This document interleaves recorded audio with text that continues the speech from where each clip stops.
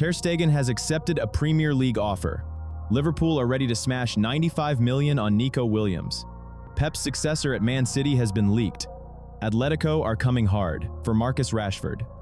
All the details right now. Smash like and let's get into the hottest transfer rumors.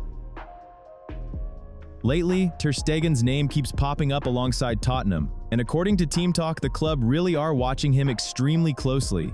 They see him as the direct replacement for Vicario. And honestly, Vicario's performances this season have been raising big questions. The mistakes on his line, the general uncertainty, it's not just one-off errors anymore, it's become a proper pattern. So the coaching staff are actively looking for someone more reliable, and they want it sorted now, not next summer. That's what makes Ter Stegen's return from injury feel almost perfectly timed. This week, he finally played his first minutes for Barcelona since May, a cup game against Guadalajara. That was only his 9th appearance for the club in the last 18 months. At Barca, the situation is brutal for him right now. Hansi Flick is clearly backing Joan Garcia, Szczęsny is the established number 2, and that automatically pushes Ter Stegen down to 3rd choice. Because of that, the club are genuinely open to listening to offers in January, especially if the money makes sense. When he's fully fit, let's be clear, he's still one of the best goalkeepers in the world. Distribution, reading of the game, experience, everything is still elite. For Tottenham, that could be a serious upgrade between the sticks for several years. The flip side, obviously, is the injury record. 9 games in 18 months is the kind of number that makes any sporting director pause and think twice. So you've got a fascinating picture forming. Tottenham need a new number 1 right now. Barcelona are willing to let Ter Stegen go this winter. And the player himself, while he'd prefer to stay in Catalonia, is open to the idea of London. Everything hinges on how quickly Spurs decide to move Vicario on. If the Italian does leave in the summer, or even earlier, this interest could turn into proper talks as soon as January. Right now, it feels like one of the most realistic and definitely one of the most talked about goalkeeper moves of the upcoming window. The Kenan Yildiz situation has properly kicked up a gear now. What's changed is that Arsenal and Chelsea have gone from interested to actually doing the real work. Both London clubs are now in direct contact with Jorge Mendes. Proper conversations are happening, while Juventus are still scrambling to get a new contract over the line.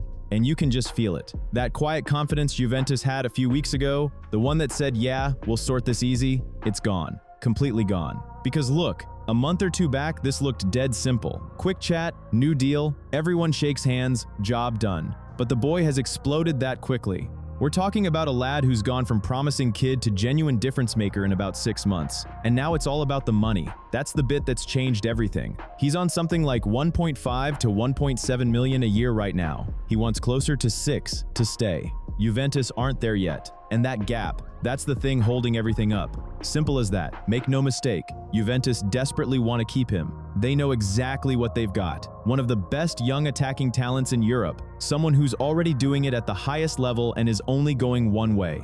Let him walk now, and you're not just losing a squad player, you're losing someone who can win you matches on his own, and he's still only going to get better. But are they willing to pay what it takes? That's the question. And the longer this goes on without an agreement, the stronger Arsenal and Chelsea's position gets. Chelsea know the drill here. They went in last summer, got knocked back, but never burned the bridge with Mendes. Relationship's still good. They're ready to spend proper money on him, and you get the sense they think this time it'll land. Arsenal have been on this for ages too. He's been right near the top of their list for the wide areas, especially when they're thinking 3, 4, 5 years down the line. This isn't a panic buy for them. It's exactly the profile they've been building the whole project around.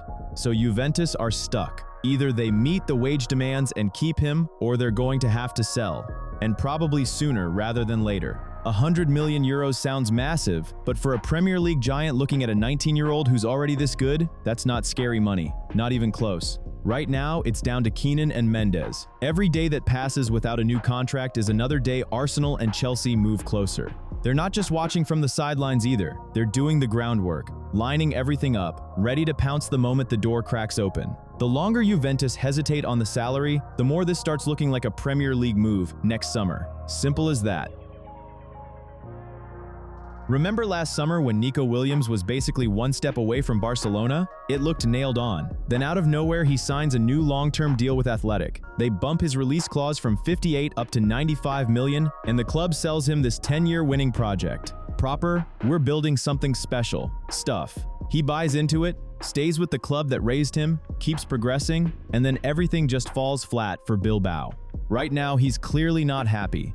The way things are going, 2026 feels like the absolute latest he'll stick around before pushing for a move. And according to the latest from Fichajes, Liverpool are properly into him. They're ready to trigger that 95 million clause and bring him in as part of the long-term plan. Quick pause, smash a like or a dislike. Whatever you're feeling, it all helps the channel massively. Cheers for that, genuinely means a lot. Back to it. Barcelona went hard for him last year, everyone knows that, but Athletic convinced him this was the place to win things. Fast forward a few months and the big winning project hasn't taken off at all. You can understand why he's looking for something more ambitious now. Liverpool are still hunting, attacking upgrades even after spending last summer, and everyone knows they've got to start thinking about life after Mo Salah. Inside the club, they see Nico as the ideal long-term successor on that right side. Arne Slot likes what he sees in the final third, thinks he's a proper, reliable option going forward. Even with the dip he's had lately, the feeling at Anfield is that he's still got everything to be a key piece for them in the coming years. First contacts have already happened just to gauge how gettable he actually is. For Nico, the way this season has gone at Athletic has properly stung after all those promises. He feels let down. They're struggling in the Champions League and slipping further off the pace in La Liga. Bottom line, wherever he goes next, he wants guaranteed Champions League football and a proper shot at trophies. Liverpool can offer exactly that, no question. The plan on Merseyside is to go for him in one of the next windows, especially while he's looking for a fresh start after this whole project has stalled. 95 million would smash Athletic's transfer record, but losing him would leave a massive hole, both emotionally for the fans and on the pitch in Valverde's system. He's absolutely irreplaceable in what they do. Enzo Maresca is right now one of the very top names on Manchester City's shortlist to replace Pep Guardiola whenever he decides to walk away. He's already had two separate spells at the Etihad, first with the U21s, then back as Pep's assistant, so a third return wouldn't exactly feel strange. The Athletic are saying City are quietly doing their homework on successors for 2026, but the truth is, nobody knows when Pep will actually go. His contract runs to 2027, yet everyone inside the club feels more and more like this season could be his last. That decision will only be made towards the end of the campaign when the picture is clearer, but City don't want to be caught short. They're determined to have a proper plan in place. Maresca still has a lot of admirers in the boardroom at the Etihad. If the job does come open, he'll be right there in the conversation, no question.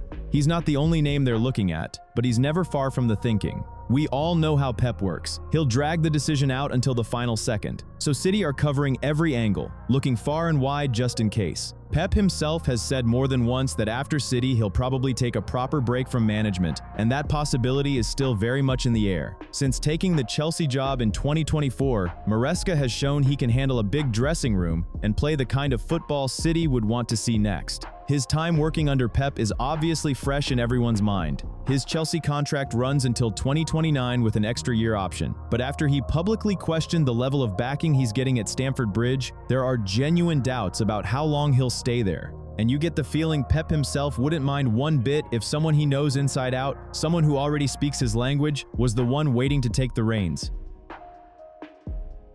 Atletico Madrid are quietly lining up what would be one of the loudest intra-league moves in years. They want to nick Marcus Rashford right from under Barcelona's nose. Back in the summer when he flew into Catalonia, everything looked dead clear. He told United straight, if it's La Liga, it's only Barcelona. No one else even gets a conversation. He waited for them, knocked back everyone else. Done deal, or so it seemed.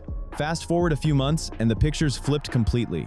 On the pitch, he's still delivering. 18 goal contributions in 23 games, even though he's spending more and more time on the bench now that the big guns are back fit. The pace is still there, the shot's still there, he's pressing better, he's useful without the ball, proper output. But Hansi Flick is building something ferocious. Ridiculous intensity, high line, constant pressing, and right now Rafinha just fits that system like a glove. Rashford hasn't quite clicked into it yet, and the man himself knows it. He didn't leave Manchester to warm the bench. That's where Atletico smell blood. Simeone's been desperate for a proper wide weapon for ages. Someone quick, direct, who stretches teams and gives real width. According to Fichajes, they don't just see Rashford as an upgrade. They see him as the thing that takes their attack to another level. They've already gone direct to United, sounding out the fee. It'll be around the same ballpark as Barcelona's buy option. And the key bit, Atletico can offer him significantly better personal terms than Barcelona can stretch to right now with their never-ending salary cap mess. Barcelona still want him. Of course they do, and they've got the option to buy, but Laporta's openly doubting whether it makes sense to pay top money for someone who might stay in rotation. Every euro is being counted twice at the minute. Meanwhile, everything's falling perfectly for Manchester United. Ruben Amorim clearly doesn't see Rashford in his plans. Selling abroad keeps the money and doesn't strengthen a Premier League rival, and it gets a monster wage off the books. Win-win-win for them. Simeone's apparently gone to Cerezo and said, this one has to be the priority.